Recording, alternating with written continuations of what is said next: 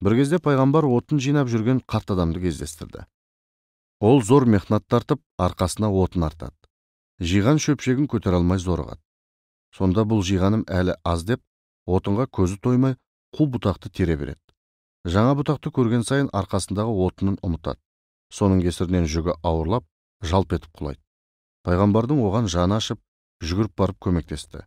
Мүбәрактың жанашырлығына риза кейіппен қарап тұрған Жебірейіл: «Ей Мұхамбет, бұл сенің дүние қоңыз үмбетің. Ол бейшара тірісінде дүние мүлікке тоймаған. Қала берді жиған дүниесінің ішінде ғарып міскіннің көз жасы бар. Жүгін ауырлатып тұрған нақақ көздің жасы. Жиғандарын бауырларымен бөліспеді. Өз рахатына да қимат. Өлгенше мал көбейтіп, ешкімге зекет бермеді. Енді мәңгі бақи осылай отын жинап қор болады. Онысы өзіне опа бермейді. Отыншы соның мысалы», деді өкінішпен. Пайғамбар сонда да жаны ашып, оған мейлінше болысты. Бірақ отыншы сонда да тойымсыздығын тыя алмады. Отын жинап тәлтіректеп кете берді. Тіпті пайғамбармен ісі де болмады. Расул мен періште әрі қарай жүргенде құдық қазып жатқан адамды көрді. Ол құдығын машақатпен қазып болғаннан кейін маңдай терін сүртіп, оған қауға тастады. Бірақ құдықтан бір тамшы да су шықпады. Әлгі пенде қайта-қайта тастады. Ақыры болмағасын, шөлдегеннен ерні кезеріп, қайтадан құдық қаза бастады. Пайғамбар оны аяп кетіп жанына барды.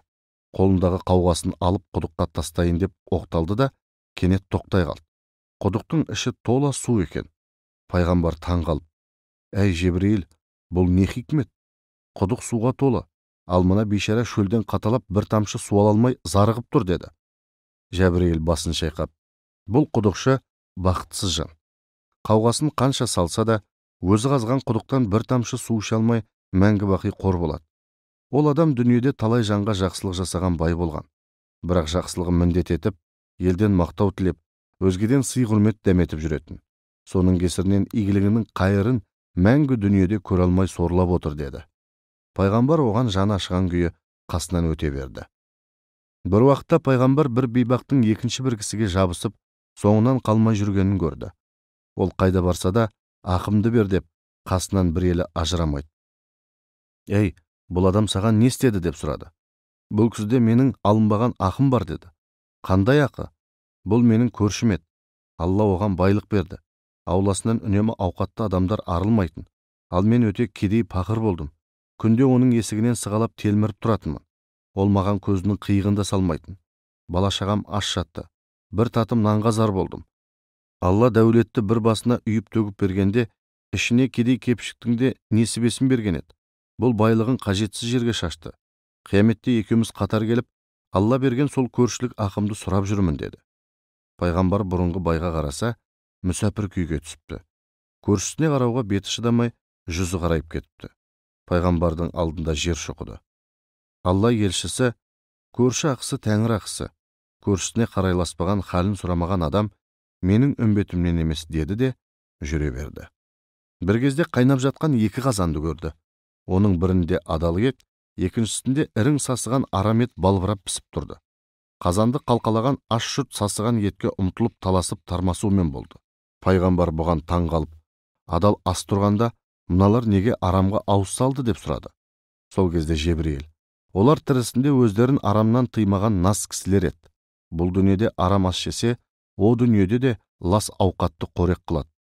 Жеп отырғаны ет емес, көздеріне солай елестейді. Әсілінде бұлар тозақтың тағамдары: құсық, сасық және ірің. Осыны ішкеннен кейін мың өліп мың тіріледі. Бұл дүниеде адалдан басқаны татып алмағандар жәннаттың ауқатын жейді», деді.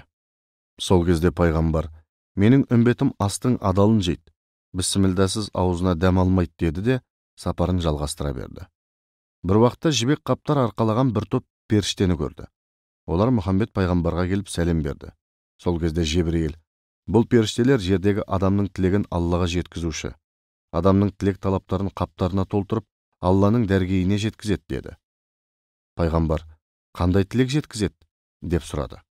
Ақ дастархан басында айтылған тілекті, мазардың қасындағы айтылған ниетті, ауыр сапар мен сахардағы намаздың дұғаларын дорбаға салады. Алланың алдына барғанда осы дорбалар ашылады. Ұлық Алла оларды жауапсыз қалдырмайды», деді. Кімнің тілегі Алланың алдында мүлтіксіз қабыл? Адал ас жеген ақсақалдың, көп бала тапқан кейуананың, ниеті түзу жігіттің, ерін күткен адал жардың тілегі лезде қабыл болады деді де, «Я Алланың сүйікті досы, Тәңірден уахи келді. Миғраж түні үмбетің үшін ерекше түн болсын. Бұл күні үмбетің қандай тілек тілейді, соны Құдай кері қайтармайды. Мына періштенің бәрі жерге түсіп, дорбаларын тілекке толтырады» деді. Осыдан бастап мұсылман үмбетінде Миғраж түні ерекше мәнге ие болыпты. Бұл хабарды естігенде пайғамбардың жүрегін қуаныш кернеп, екінші қат көктің босағасын аттады.